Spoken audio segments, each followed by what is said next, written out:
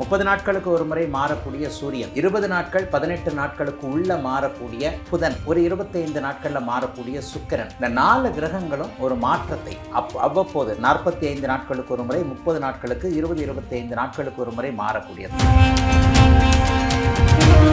ஒரு சாதக பாதகங்கள், நன்மை நடக்குதா? எல்லாருக்குமே நன்மை நடந்துறது இல்லைங்க, எல்லாருக்குமே தீமையும் நடந்துறது இல்லைங்க. சில பேருக்கு நன்மையாக நடக்கும், சில பேருக்கு தீமையாக நடக்கும், சிலருக்கு ரெண்டும் கலந்தும் நடக்கும். அதுதானங்க வாழ்க்கை. ஒரு மீதமுள்ள ஒரே ஒரு கிரகம் சந்திரன். இந்த சந்திரன் பார்த்தீங்கன்னா ரொம்ப ஸ்பீடு கிரகம். ஒரு நாளைக்கு ஒரு நட்சத்திரம்ன்ற வீதியில் 2 நாளைக்கு ஒரு தடவை அவர் தான் மனிதர்களை இயக்கி கொண்டிருக்கக்கூடிய ஒரு அமைப்பு.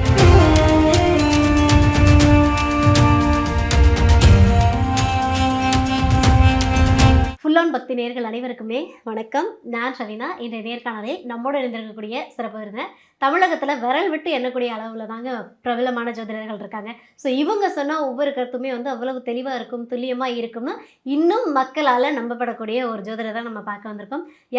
நம்மளுடைய ஜோதிட கலையரசு ஆதித்யா குருஜியை தான் பார்க்க வந்திருக்கோம். 12 ராசி நேயர்களுக்குமே இந்த ஜூலை மாதம் எப்படி அமைய போகுது அப்படின்னு ஸ்பெஷலாக நிறைய விஷயங்களை கொடுக்க போகிறாங்க. வாங்க கேட்டுருந்துக்கலாம்.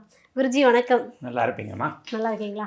ரொம்ப நல்லா இருப்பீங்கம்மா. நானும் நல்லா இருக்கிறேம்மா. ஃபுல்லான் பக்தி நேயர்கள் அனைவருக்கும் இனிய நல்வாழ்த்துக்கள். எல்லோரும் நன்றாக இருப்பீர்கள். எல்லாருக்குமே இப்போ இந்த ஜூலை மாதம் 2026 ஜூலை மாதம் 12 ராசிக்காரர்களுக்கு எப்படிப்பட்ட நன்மைகளை, ஒரு சாதகமான அமைப்புகள் இருக்கான்ற ஒரு எதிர்பார்ப்புகள் கண்டிப்பாக இருக்கும். கோச்சார ரீதியாக இந்த மாத பலன்கள் அப்படிங்கிறது இந்த மாதாந்திர கோள்கள்னு சொல்லப்படக்கூடிய 4 கோள்கள். 30 நாட்களுக்கு ஒரு முறை மாறக்கூடிய சூரியன், 20 நாட்கள் 18 நாட்களுக்கு உள்ள மாறக்கூடிய புதன், ஒரு 25 நாட்களில் மாறக்கூடிய சுக்கிரன், 45 நாட்கள் 1.5 மாதம். இந்த 4 கிரகங்களும் ஒரு மாற்றத்தை அவ்வப்போது 45 நாட்களுக்கு ஒரு முறை, 30 நாட்களுக்கு, 20-25 நாட்களுக்கு ஒரு முறை மாறக்கூடியது.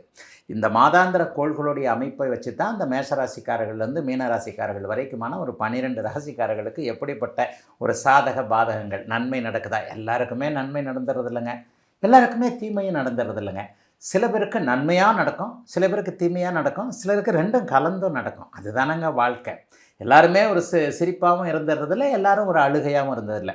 சரி, வருடாந்திர கோள்கள்னு சொல்லப்படக்கூடிய மீத கோள்கள் ஏதாவது இந்த ஜூலை மாதம் மாறுதான்னு பார்த்தா, வருடாந்திர கோள்களில் மிக முக்கியமான கோள் 2.5 வருஷம் மாறக்கூடிய, 2.5 வருஷத்துக்கு ஒரு தடவை மாறக்கூடிய சனி இந்த மாதத்தில் எந்த விதமான மாற்றமும் இல்லை. குரு போன மாதம்தான் மாறினார். ஜூன் மாதம் 2ஆம் தேதி தான் குரு பயிற்சி நடந்தது, உச்சகுரு பயிற்சி.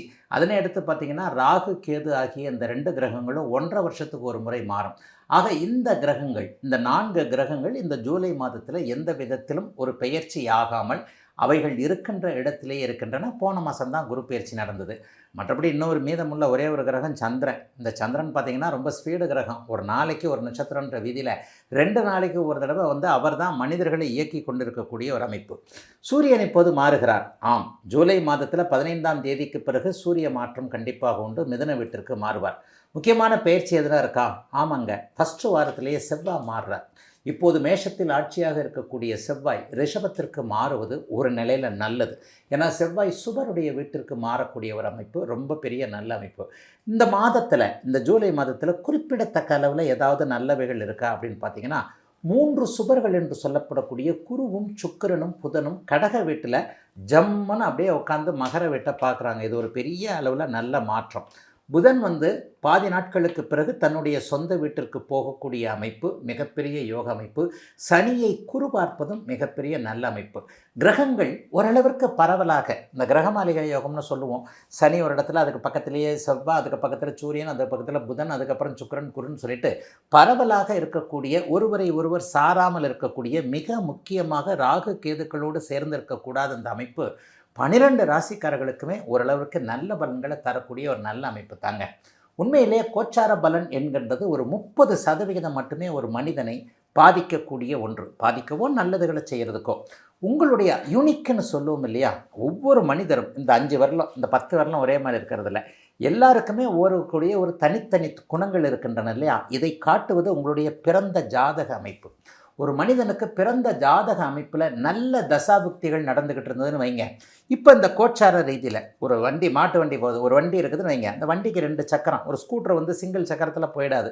ஒரு கார் 2 சைடும் சக்கரம் இருந்து 4 சக்கரத்தில் தான் போகுது.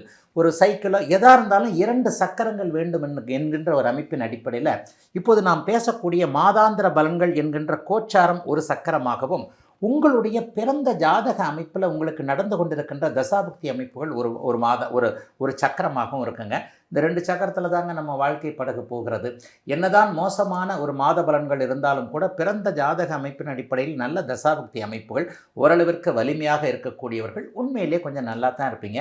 ஆனாலும் ஒன்று பொதுவாக சொல்லிடுறேன், பெரும்பாலும் கிரகங்கள் பாதிக்கப்படாமல் சுபத்துவமாக இயல்பாக ராகு கேதுக்களுடன் சேராமல் கெட்ட கிரகம் என்று சொல்லப்படக்கூடிய சனி உச்சகுருவின் பார்வையில் இருப்பதால் ஆரம்ப முன்னுரையாகவே 12 ராசிக்காரர்களுக்கும் ஓரளவிற்கேனும் நல்லவைகளை தரக்கூடிய அமைப்பு தாங்க இந்த ஜூலை மாதம் அமைந்திருக்கிறது.